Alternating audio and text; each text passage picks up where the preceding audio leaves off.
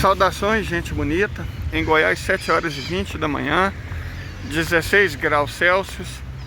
Tá um dia bonito, mas amanheceu bem poluído, para variar, né? Mas não é sobre isso que nós vamos falar.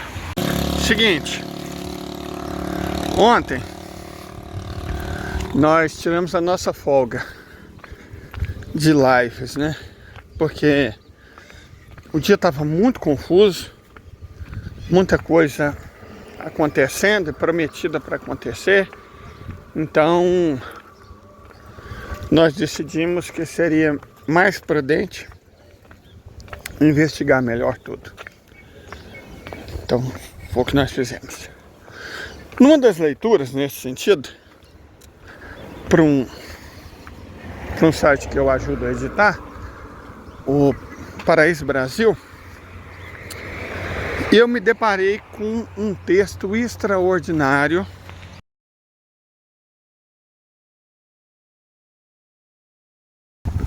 de uma autora canadense chamada Albina Guidabulina. Ela é geógrafa e é muito bom comentar textos dos meus irmãos de métier. Ela é um nome importante da geografia econômica, inclusive. E ela fez um estudo extraordinário sobre o capital financeiro mundial.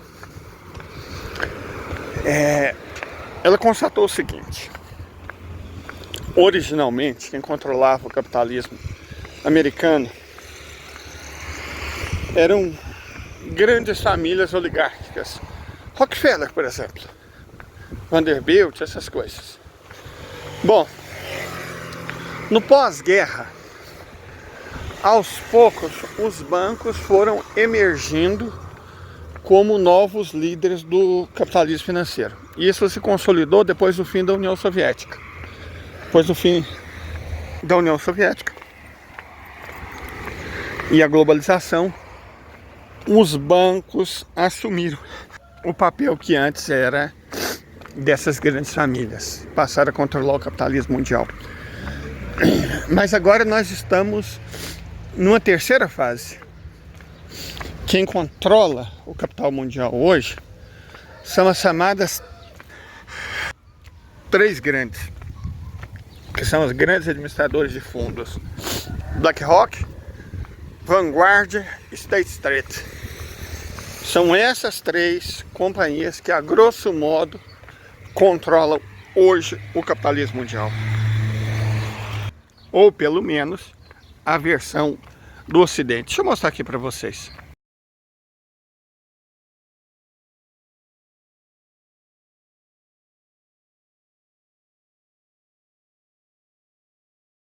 Essa é uma constatação importante, porque nunca antes na história o poder financeiro esteve concentrado em tão poucas mãos, sabe? Não é mais uma oligarquia mundial, é mais do que isso. Porque uma oligarquia pressupõe um grande grupo, como eram os bilionários, ou mesmo os grandes bancos do mundo. Agora, só com três, aí nós temos uma triarquia, sabe? Chegamos a uma concentração de capital e poder tal que nunca antes na história do planeta isso aconteceu. Veja, eu não estou falando de poder político, estou falando de poder econômico. E se a gente analisarmos bem as tais três grandes, a gente percebe que o envolvimento da BlackRock na guerra na Ucrânia é evidente até para o mundo mineral, né?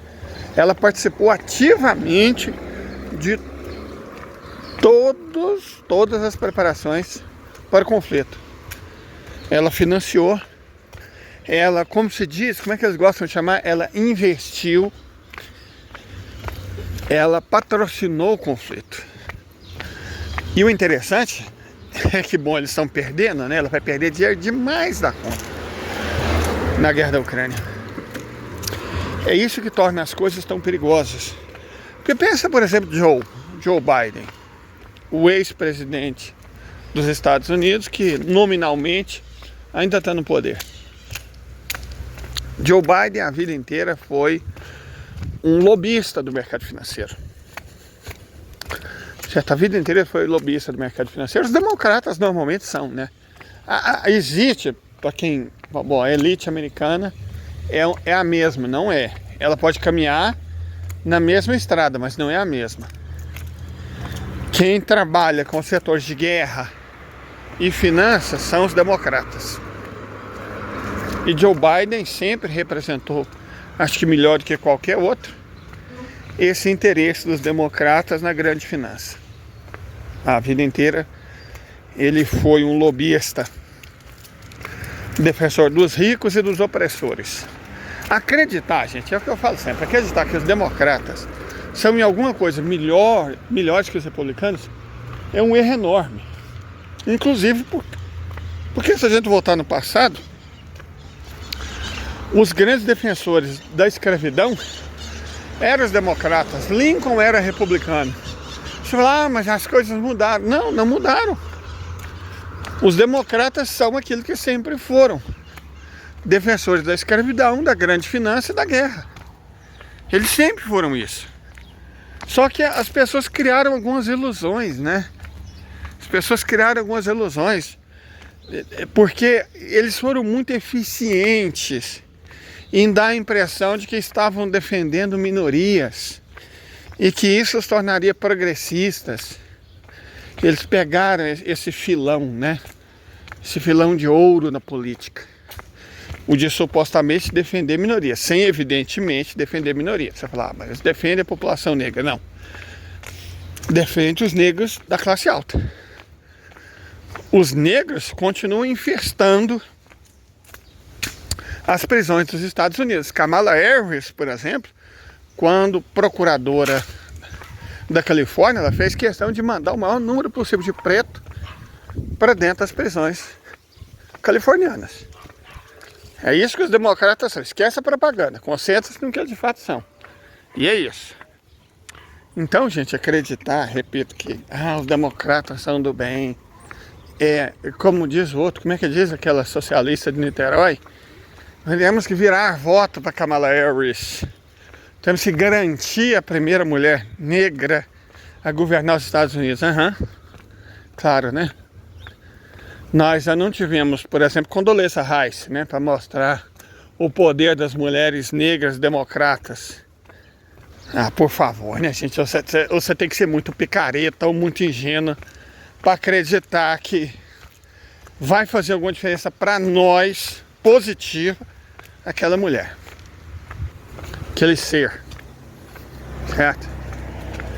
Dá uma olhada na biografia dela, de verdade, faz isso. Dá uma olhada na biografia dela, vai esclarecer muitas coisas.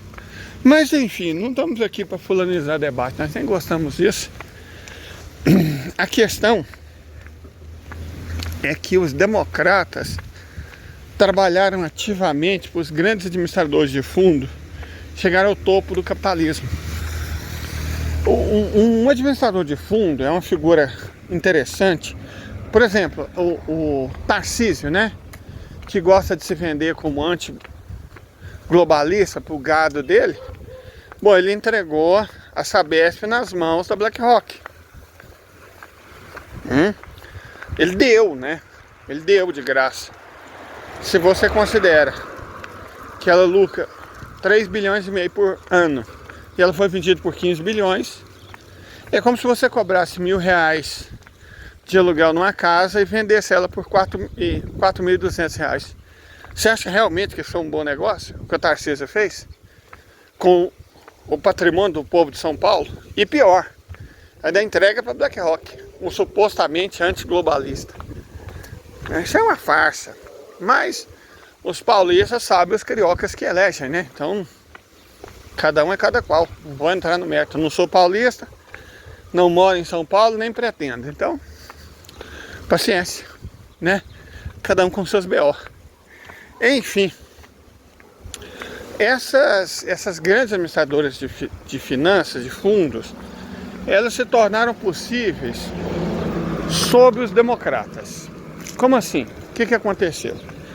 A ideia delas é administrar recursos, certo? Administrar ações. Só que elas não tinham direito a voto. Graças aos democratas, legislações foram introduzidas permitindo que quem administrasse as ações de uma determinada empresa tivesse o direito de votar por ela, entendeu? Então não é que a BlackRock é dona, não, mas ela age como se fosse. Por quê? Porque ela fica com parte dos lucros e ela tem o direito de voto das empresas de cujas ações ela administra. Entenderam? Então é uma picaretagem extraordinária, porque sem comprar as empresas, reparem, as empresas não são de propriedade da BlackRock, ou da State Street, ou da Vanguard. Não são de propriedade, elas são administradas. Só que sem a necessidade de comprar as empresas, de gastar dinheiro, pelo contrário, elas ganham dinheiro para administrar essas empresas.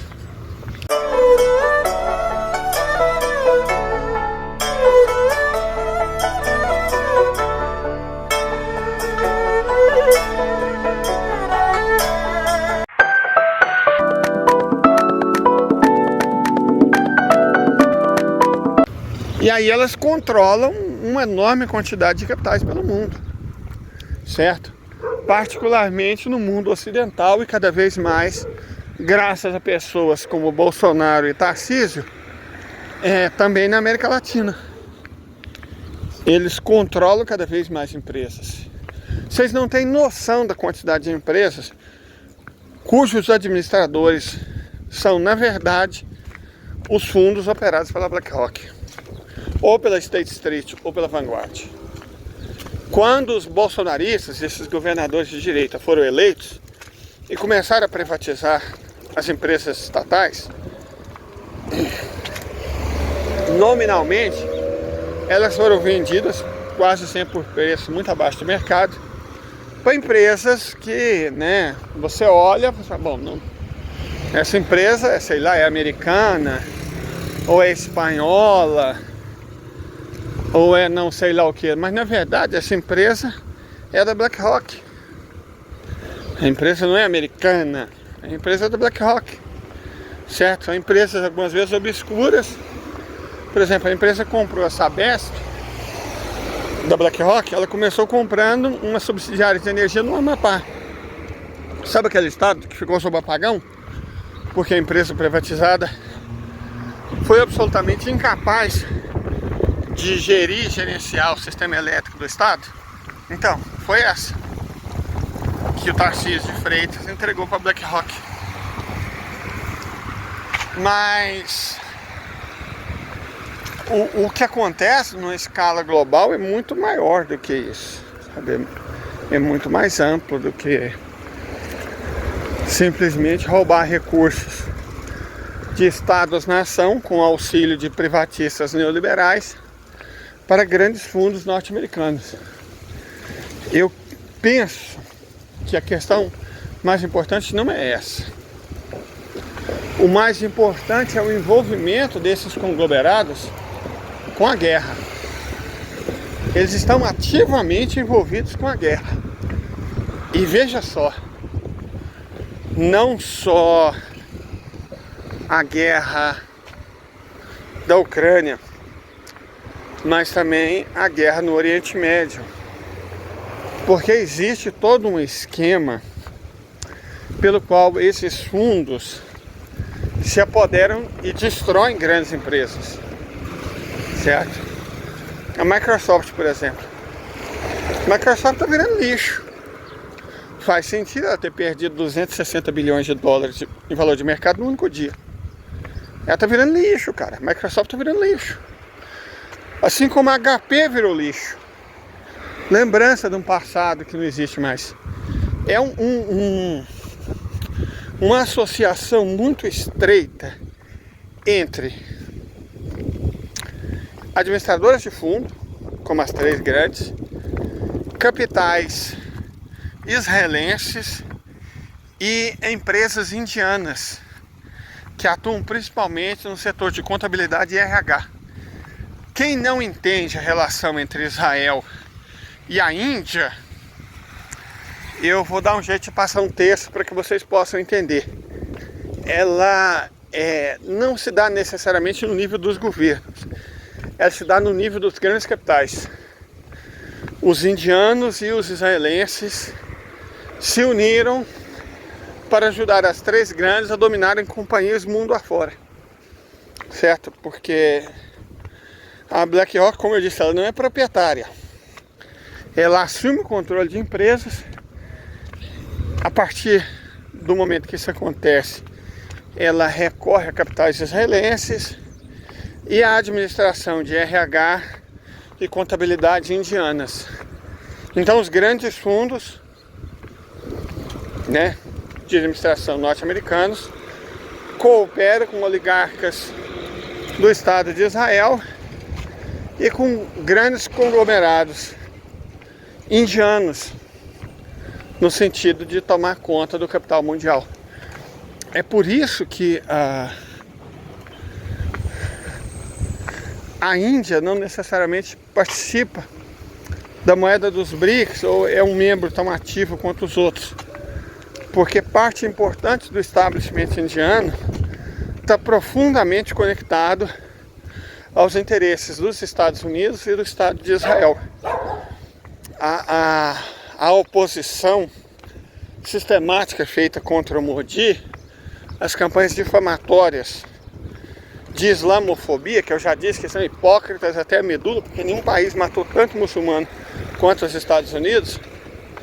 Então os Estados Unidos e a Inglaterra acusaram os outros de islamofobia é um escárnio, é um ultraje. Mas quem levou a cabo essas políticas de demonizar a Índia o tanto quanto possível? Exatamente essa aliança: empresários indianos, oligarcas israelenses e administradores de fundos norte-americanos. O mundo debaixo da superfície é muito mais complicado do que parece, gente. Bem mais complicado do que parece. Nossa, mas tá ventando muito. Deixa eu só comprar pão para minha família e já volto. Se a gente não estuda muito a história, a gente pode achar estranho grandes conglomerados financeiros, né, capitalistas, envolvidos diretamente na guerra. Mas a Primeira Guerra Mundial foi essencialmente uma guerra travada por monopólios imperialistas, sabe? Monopólios dos países imperialistas foram diretamente responsáveis pela Primeira Guerra Mundial. E no caso da Segunda Guerra Mundial, o Japão com o Zaibatsu mostra a enorme ligação que pode existir entre grandes conglomerados empresariais e a guerra. O que nós estamos vendo pela terceira vez na história é exatamente essa associação entre grandes conglomerados empresariais e a guerra. Não são os Estados Unidos que estão travando a guerra, são as três grandes. Por isso eles se recusam tanto a perder. Porque os Estados Unidos perderam a guerra, só mais um na fila do pão. Sabe? Quantas guerras não perderam nos últimos anos? Os Estados Unidos se especializaram em perder guerra. Por que dessa vez estão tão agitados com a derrota iminente na Ucrânia? Porque dessa vez as três grandes, principalmente a BlackRock, resolveram agir diretamente no conflito, certo? Eles roubaram, pilharam, saquearam a Ucrânia antes mesmo da guerra ter se iniciado. Eles acreditavam que daria certo. Praticamente a BlackRock é dona da Ucrânia hoje em dia, certo? O Zelensky, com o apoio do parlamento ucraniano, praticamente entregou a Ucrânia como garantia para a BlackRock. Isso é inacreditável, mas é um fato. A Ucrânia hoje é virtualmente patrimônio da BlackRock.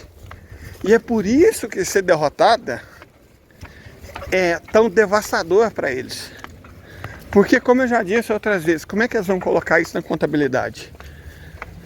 Os indianos vão ter que fazer um trabalho muito esperto, malandro, para esconder o fato de que a BlackRock vai perder dezenas, quiçá centenas de bilhões de dólares na Ucrânia. Como é que você explica isso para os fundos que contrataram a BlackRock para gerir o patrimônio? Como é que você justifica essas perdas tão devastadoras? Como é que eles vão fazer? Certo? Os indianos vão ter muito trabalho para justificar, perdemos centenas de bilhões de dólares achando que a Ucrânia seria nossa. Não porque a gente queria fazer a mesma coisa com a Rússia, só que fomos derrotados. E os russos vão tomar tudo aquilo que nós roubamos para vocês. Então, tudo, terras, empresas, infraestrutura, que as três grandes amealharam na Ucrânia, vai ser retomado pelos russos. Tudo vai ser retomado. Certo? E aí? E aí, como é que eles vão justificar isso? Eu gostaria de ver como os contadores indianos vão colocar isso no balanço. Mas, na verdade, eu estou falando isso por retórica. Claro que eu sei. Não é difícil. Eles vão colocar como ativo a receber. Certo? Falar assim, a Ucrânia agora nos deve. Todo mundo sabe que ela não tem a menor condição de pagar. Não tem a mínima condição de pagar. Mas você falou, é uma dívida. Então, na verdade, nós aumentamos o patrimônio. Porque, em teoria, se você pega um ativo de, sei lá, 100 mil reais e vende ele em troca de uma promessa de pagamento de 100 mil com 10% de juros ao ano, você, em teoria, está ganhando mais, né? Porque o seu ativo está lá, vamos pôr, a sua empresa, que vale 100 mil reais, ela só vai dar o lucro que ela der. Agora, se você transforma isso num débito, faz o seguinte, eu fico te devendo o valor da empresa, 100 mil mais juros. Em teoria, você está ganhando mais. O problema é que essa estratégia só funciona se a Ucrânia continuar existindo. E esse não parece ser o desejo dos russos. Manter a Ucrânia continuando existindo. Aí vai ser mais difícil, né? O que eles vão fazer? Eles vão transferir o débito para a Rússia? Falar, não, como a Rússia anexou a Ucrânia, agora a Rússia nos deve. Pode ser também, mas isso vai criar um problema enorme de diplomacia. Supostamente a Índia é aliada da Rússia. Então as coisas vão... Na verdade, a Rússia tem uma relação com a Índia, eu diria, mais simbiótica do que tem com a China. Então esses caras vão ter que ser detidos em algum momento. Esses caras terão que ser detidos. Quando? Como? Não sei. Porque eles são perigosos. Eles são muito perigosos. Muito perigosos. Quando gente com esse grau de malignidade coloca a mão em montanhas tão grandes de dinheiro e recursos, nada de bom pode acontecer. O Japão aprendeu isso da pior maneira. E eu creio que o capitalismo americano também vai. Espero, pelo menos. De toda forma, tenha um bom dia.